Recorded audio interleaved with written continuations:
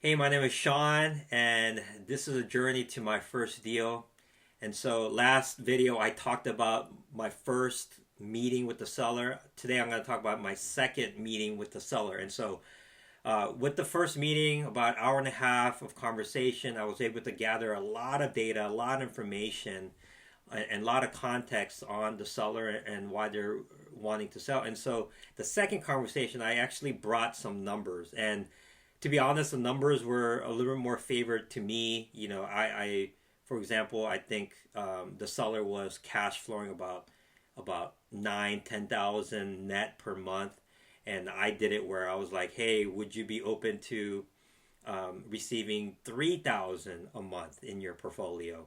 In the portfolio is about 1.1 million, six properties, nine doors, and my reasoning for that, and I gave the caveat, please don't be offended, because I want first conversation with the seller. I was like, seller, I want to understand where you're coming from. This second conversation, I want you to understand where I'm coming from. It's the first of our conversation, and in the ideal world, I want to meet in the middle. And so when she got the my deal structure, I was like, would you be okay receiving 3,000 a month? And she was not offended. Again, we had a great relationship. It was really good conversation, and so she was respectful, and she's like, yeah, that's something I cannot do. I'm like, hey, completely understand that. And so I just wanted to kind of gauge where the seller was, and also to understand if does she really want to do a creative deal, because again, this is my first time running into a seller where they're like so open. And so at the second conversation, I actually went a little more deeper, adding value by teaching her and educating her on the nuances of a seller finance deal. Talking about the advantages of seller finance, and I also talked about the disadvantages of it. And so maybe in another video I'll talk about what those are. But obviously, some advantages are she'll get a guaranteed monthly passive income without having to deal with landlording and tenants and toilets and all the mess that could come with landlording. And so to free her up from that burden, that's where I was like, hey, I'll take on all of that, and you'll get 3,000 a month and different things like that. So I started sharing with her that advantage, and even the advantage of her now having some money to deploy into a rental that she's looking for in the city that she lives in. And I also shared with her the disadvantages, and I was very transparent, very honest with that. That the disadvantage is, she's not going to get all that money up front, and that she's going to get it in monthly, passive guaranteed increments. Also shared another advantage of tax savings, and that's something that she was really really into. So she